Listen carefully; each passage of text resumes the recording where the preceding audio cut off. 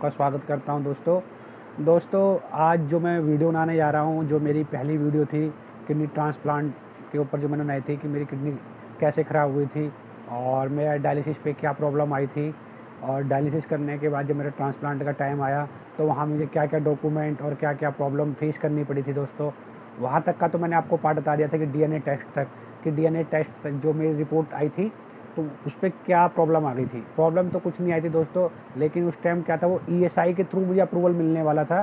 तो ईएसआई वाले क्या करते हैं, बहुत सी प्रॉब्लम क्रिएट कर देते हैं दोस्तों।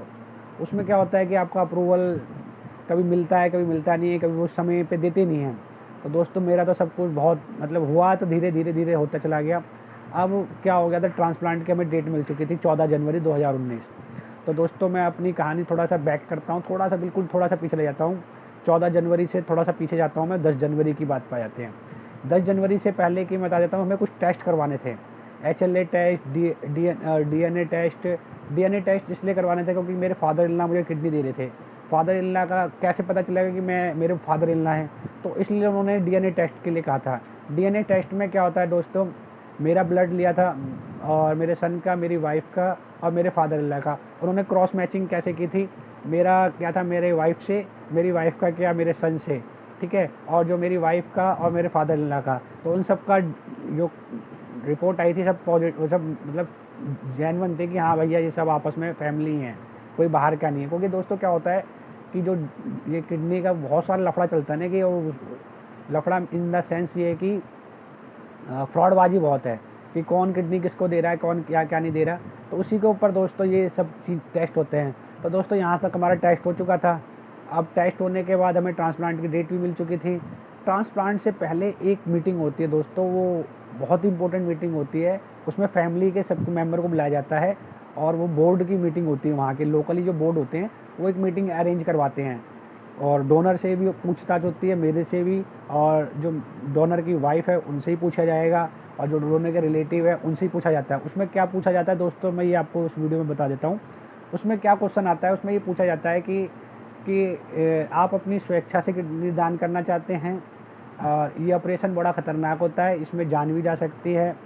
तो ये सब क्वेश्चन होते हैं। और ये पूछा जाता है कि आप इनके क्या लगते हैं, मतलब रिलेशन के बारे में पूछेंगे, आपको डराया जाएगा वहाँ पे कि ऐसा हो जाएगा वैसा हो जाएगा।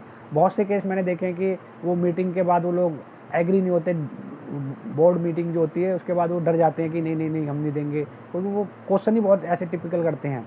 तो लोगों वहाँ पे आपको दोस्तों डरना नहीं है, आपको पॉजिटिव रहना है। पॉजिटिव रहते रहते ही आप सब कुछ करवा सकते हैं। अगर आप थोड़ा सा भी नेगेटिव होते हैं या थोड़ा सा ही माइंड में आपको डर लगता है तो आप ट्रांसप्लांट आपको डॉक्टर नहीं करने देंगे। तो एक चीज़ और है दोस्तों जो मैं आपको बताना चाहता हूँ, कि अगर आपको डेट मिल गई, सब कुछ हो गया, तो ट्रांसप्लांट के टाइम के दिन क्या होता है, ट्रांसप्लांट से एक दिन पहले आपको हॉस्पिटल में एडमिट किया जाएगा।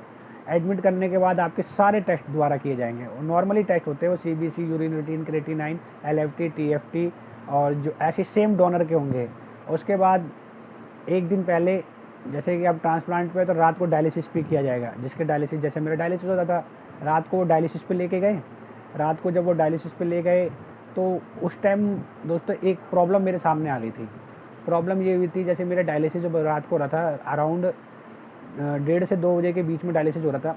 तो डायलिसिस के टाइम पे मुझे वोमिटिंग हो गई थी, उल्टी हो गई थी। तो 1-2 बार मुझे उल्टी हुई। तो उसमें क्या हुआ था, मेरा जो CBC का रिपोर्ट उन्होंने टेस्ट किया था, हीमोग्लोबिन उसमें डाउन आ गया था। हीमोग्लोबिन उसमें 7 पॉइंट समथिंग हो गया था, और जो एक ट्रांसप्लांट पेशेंट के लिए कम से कम 10 से 11 के बीच में होना चाहिए था।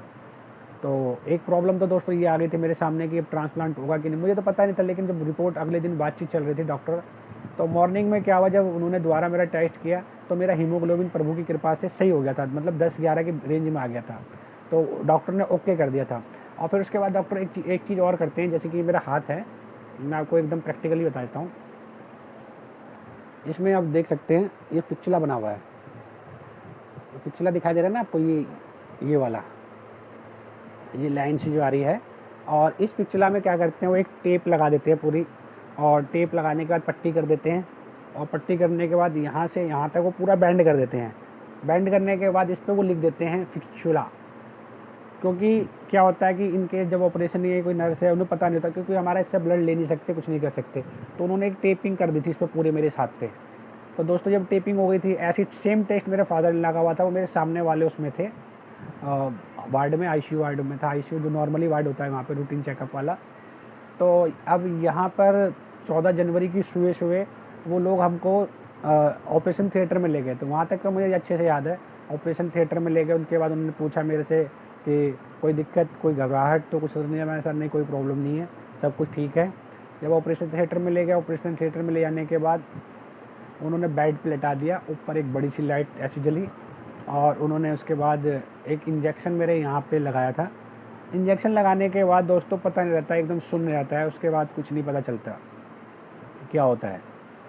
अब इंजेक्शन लगने के बाद जब मुझे होश आया था, तो बताते हैं कि 7-8 घंटे का ऑपरेशन होता है। ऐसे ही मेरे फादर इन लॉ के साथ ही हुआ था, उनको भी ले गए थे, उन्होंने बताया था, इस क्वेश्चन किया गया था। तो सबसे पहले जो ऑपरेशन होता है वो डोनर का होता है, 1 घंटे पहले डोनर का ऑपरेशन होता है। उसके बाद ही जो रिसेप्शन जो लेने वाला होगा, जैसे रिसेप्शन में हूँ, तो उसके बाद जो पेशेंट है उसका ऑपरेशन किया जाएगा। जब ऑपरेशन के पास जब वो ले जाते हैं, तो ये क्वेश्चन डोनर से भी सेम किया जाता है। उसके बाद जब होश आया था दोस्तों, हाँ, जब मुझे होश आया तो मुझे इतना ध्यान है कि मुझे यूरिन बहुत तेज़ से आ रहा था। मैं डॉक्टर से बार-बार कहता था मुझे यूरिन आ रहा है, मुझे पेशाब करना है, बहुत प्रेशर आ रहा था उस टाइम। तो उन्होंने कहा नहीं, नहीं आप अभी कुछ नहीं कर सकते, हिलने-डुल नहीं सकते। और नली लगा रखी थी एक नाक में उन्होंने, ऑक्सीजन के लिए मुँह में था, और वो पूरा उनका जो मॉनिटर पे होता है, मॉनिटर पे सारे के सारे बीपी इंस्ट्रूमेंट और जो भी होता है वो सब होता रहता है। और मुझे हिलने और एकदम उन्होंने मना किया था कि ज़्यादा आप मूवमेंट ना कीजिए, आपका ऑपरेशन हुआ है और ये टाँके लगे हैं, टाँके खुल सकते हैं, प्रॉब्लम आ सकती है इसमें। तो ये सब चीज़ें होने के बाद सेम फादर इन लॉ के साथ था। तो क्या दोस्तों, एक क्वेश्चन ये भी आता है कि ट्रांसप्लांट जब ऑपरेशन हो जाता है तो कितने दिन डोनर को हॉस्पिटल में रखते हैं, कितने दिन मैं जो पेशेंट है उसे रखा था रिसिपिएंट को। तो दोस्तों मैं बता देता हूँ कि ये 7 दिन की प्रक्रिया उनकी पूरी होती है। 7 दिन की प्रक्रिया में क्या क्या होता है ये मैं आपको पूरा